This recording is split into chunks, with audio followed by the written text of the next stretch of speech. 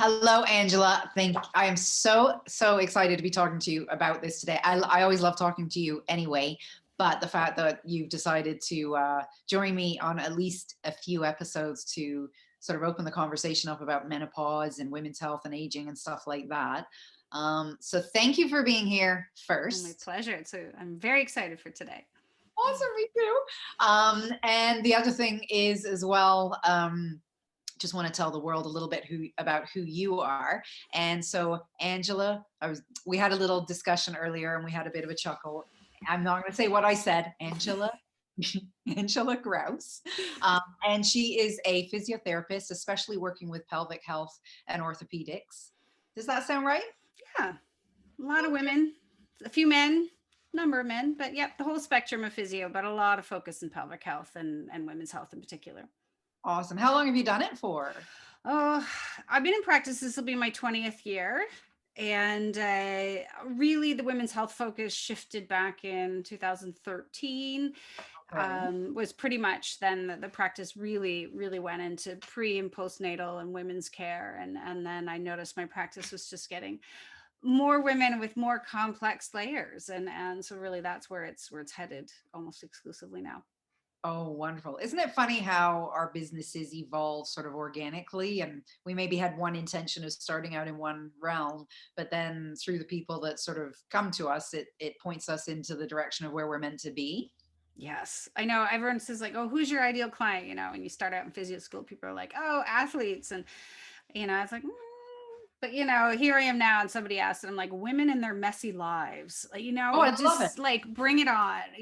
All the layers and all the roles you play, and how you show up in those ways, and how your body shows up for you, and when you finally decide to put yourself back on the map as you go through these life transitions. That's my favorite. That's where I love to really dig deep. Oh my gosh. So you'll be really proud of me because as you're saying all that, I'm sitting here very still and smiling, but inside I'm like doing flips and jumping up and down and banging drums and excitement and all that. So you're singing my tune big time. I And that's know. why, that's really why, I reached out to the wonderful Jim Millard put me on to you because I asked him specifically if he had someone I could speak with. And, I feel that connection with you about this kind of thing. And I just think there's a lot of conversation that is had about women and women's health and aging. And I realize, we're sort of cut a little bit for time here, but we're going to continue this as well in future episodes. But I think at the same time, there's still not enough discussion about women's health and what we Yeah. go through. And as a woman myself, who I feel right now, I am just finishing up perimenopause and about to be officially in menopause. The women over the years that I know that have no idea about what to expect, they have no idea once they're in menopause about what's going on and what to change and what to do. They have no idea they feel about who to speak to. I just feel there's so many conversations to be had. And I think it's awesome, that you'll be a big part of that because you've got so much knowledge in that area. So, Yeah. um, that being said, what kind of things would you say in that realm? Is it a whole slew of topics, or do you find sort of women come to you for one or two things in particular? I find definitely a big one, obviously, is incontinence. So, Okay. um, that, and then that opens the conversation because we've gotten a little bit more comfortable talking about leaks, right? And if you That's take right. us back, pelvic health physiotherapy has been around for 35 years, but it was you had to know somebody, and it was like really bad issues. And back in 2010, pelvic health solutions, they opened up, and they sort of created a curriculum of training. And so Okay. even when I started in London, there was like maybe 6 pelvic health therapists. Now there's about 35 of us. So even if you had a child before 2010, you didn't have access to this. This wasn't a thing you did as I'm going there before I have my child. And then I Okay. would see these young women as they would come through and pre and postnatal, and they'd be like, "Oh, I don't want to experience what my mother experienced and what she still experiences." I said, "So send your mom in." because there's Oh, probably something we can do. So then I got this whole group of young women sending in their moms saying, Mom, you don't have to pee your pants.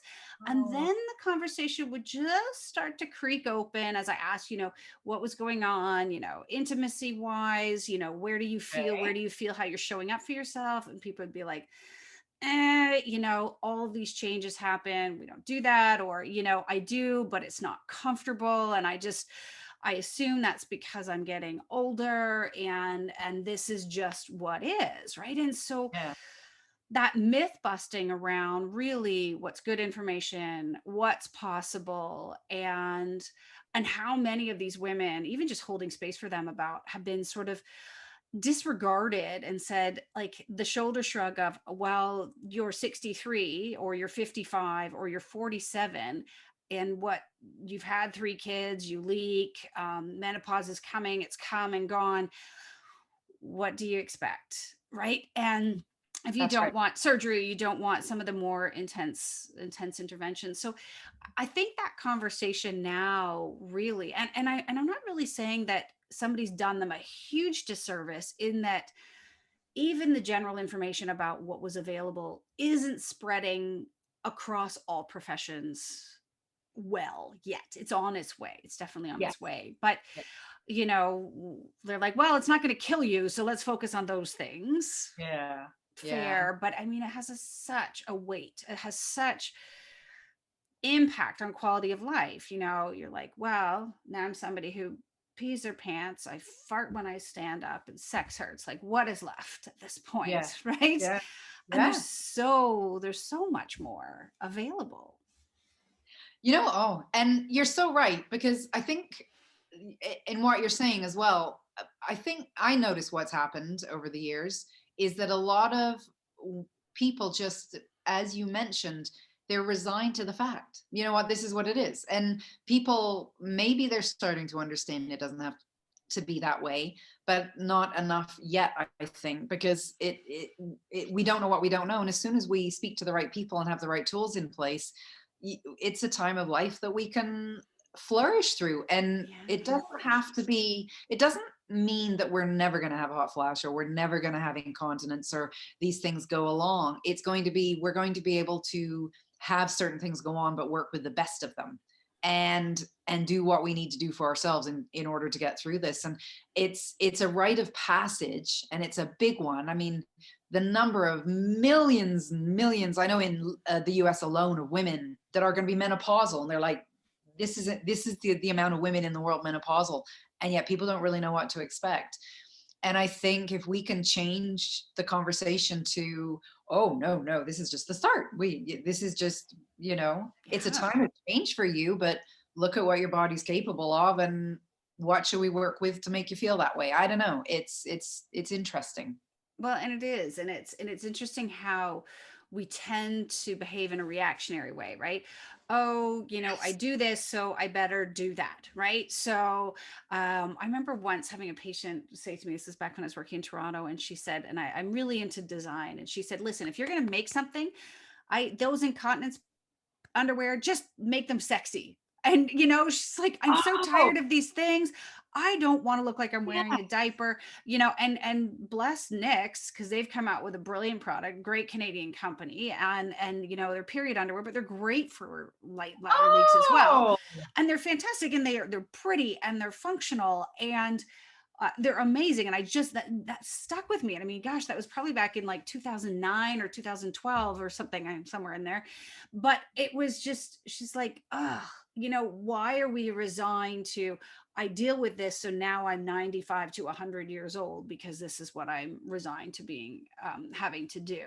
And that just, it was one of those sort of TSN turning points of, there's so much better. Women deserve better. I mean, it's right along the lines of menstrual equality, with providing menstrual products in school. Like, no one can stop themselves from having a period without medical intervention. So why are we expected, why is it not supported like it is like toilet yeah, paper? that's right. Do you know what, that's the other thing. First of all, that company, is it NIX, or I will, KNIX, and they're a Canadian company, and awesome. they I'll put have, that in the blurb oh yeah. below. Um, No, all I was going to say was that's the thing is I love that because that's what it's become is menopause over all the hundreds and hundreds of years has become a time of it's uncomfortable. There's all these things happening. There's no sexy feeling happening, but something small like that, like your underwear still, I don't know about you. Even in this pandemic, I will put pretty underwear on because I know I'm wearing them. So, Yeah. to have something when we're going through this, that we know there's something out there, and it just makes it seem like we're not forgotten in this age, where it doesn't mean that people just think, oh, that's it. It's the end. Well, especially, in women in the perimenopause phase where maybe they don't know when that period's going to show up or what it's going to show up like. And Right. so then you've just got these underwear on and you're ready. And they can hold up to 2 or 3 tampons worth of blood. And they've got ones that are bigger that can Oh, hold more, so that they're never caught out. They're never, caught on unawares with nothing. And then there's the embarrassment and the shame that still goes along with all of that. But it's the same with a bladder leak. They think they've got it under control. They have a glass of wine. A girlfriend tells like the funniest thing. They laugh and then they've peed and yeah, exactly. but they're not having to go change their clothes, make it through the party or something. You know what? Everything here, I'm seeing it say less than a minute. And so I don't want us to get caught off, but there is so much more to be said here. So I'm going to be putting an awful lot in the description. And I would love, this is just the start. We need to continue this conversation. And friends, we're also going to be, Angela and I, doing on Facebook some private discussions going into way more detail about things like, leakage, about things like sex or intimacy and stuff like that. So only because we're coming to the end and we might get cut off, Angela, I just want to say a massive thank you. I am going to email you after with all the info. And then I will also be letting everybody know what's going on, because in the coming weeks, I just see this conversation blowing open so wide and getting so much engagement, because I think a lot of women need to hear it. Yeah. And I can bring my perspective, and we know that there's so many other practitioners that can bring their piece to the puzzle. This is not a one-stop shop, but it's Awesome. always a crack that conversation open, get people taking away the shame and the taboo around these subjects, so that you can Right. thrive and you can flourish in this time of your life, and you're prepared for it. As you said to me, like, how do we get people so they're prepared for this, so they can run at it as That's opposed to react to it. and starting the conversation with younger women at a younger age. So okay, so everybody, you can tell right there a minute ago that we were getting very excited with what we were talking about and we got cut off. But that just tells me, Angela, I don't know about you, it tells me that there's just way too much on this topic to talk about. And we're certainly not going to do it in one YouTube episode. But I'm excited about the help, really, that it will be to an awful lot of women, just us bringing this whole conversation up. And then what I was trying to get in there very quickly was I have a very small, right now, because I've just begun it, Facebook group, and it's private and it's only on menopause. And I know we were talking earlier, if you would be kind enough for us instead to do a private live video just to that group, and then the women that want to join in the conversation, but we'll do things like incontinence and we'll do things like intimacy, because I know topics that women struggle with and they find it so difficult to talk about, and they think they're all alone and they think they're losing it. Yeah. I 100% agree with that. And yes, I'd love to. Oh, good. Awesome. Well, listen, thank you so much for coming back again. Thank you so much for doing this. And what I will do is I will be putting all of the information about you and where people can reach you in the description. And, and anything you want me to include, I will. And then we'll talk, amongst ourselves as well, and be able to give people lots of details on what is to come in our next discussion. Oh, it's going to be fun. It is. Well, thank you so much.